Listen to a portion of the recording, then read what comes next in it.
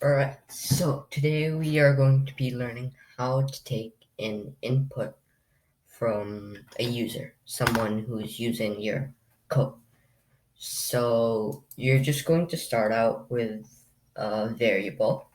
In this case, I'll just use a as my variable, and then we're going to um, set the variable to input and then whatever question you want to ask.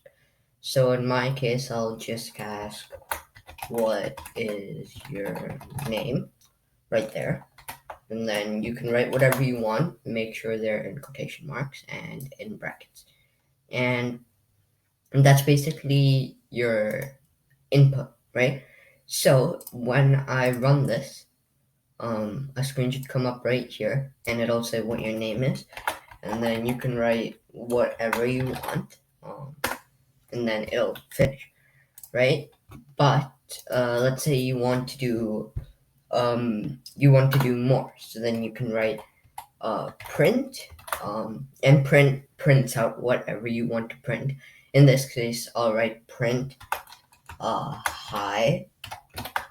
I'll do hi and then a, which will write my name. So I can run this up here, pull it up, it'll ask you what your name is. All right, MysticCuber, right? And it'll say, hi, MysticCuber. So it's pretty useful. And there are also a lot of things you can do. You can write a lot of things. You can have different inputs. For example, b equals input, and then you can do what what is your age. Um, we can do that, and then we can do print. Let's do hi, and then a, and then we'll write your. Let's write that there, and then we can write your age is, and then we can do b. Okay? And this code should work. So if we run this module now, I'll bring this over to the screen. What is your name? We can write my name. Let's just write a random age.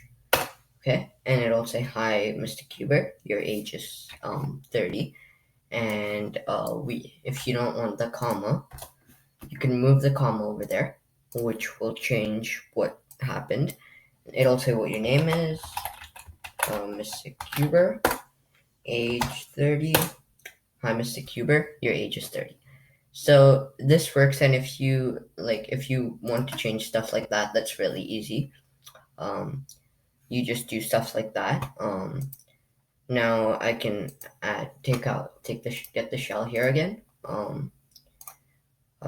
Shell, and then it'll ask you what your name is, age, and now it'll come out properly.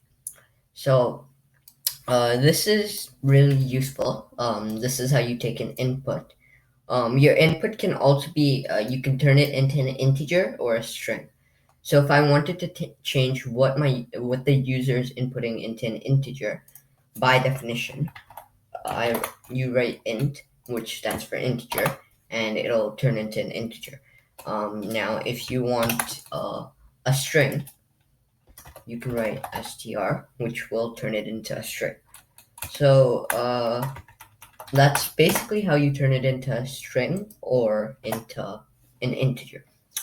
So this is how you take an input from a user. So anyways, I hope you liked this video. Remember to like and subscribe, share, and I'll see you in the next one.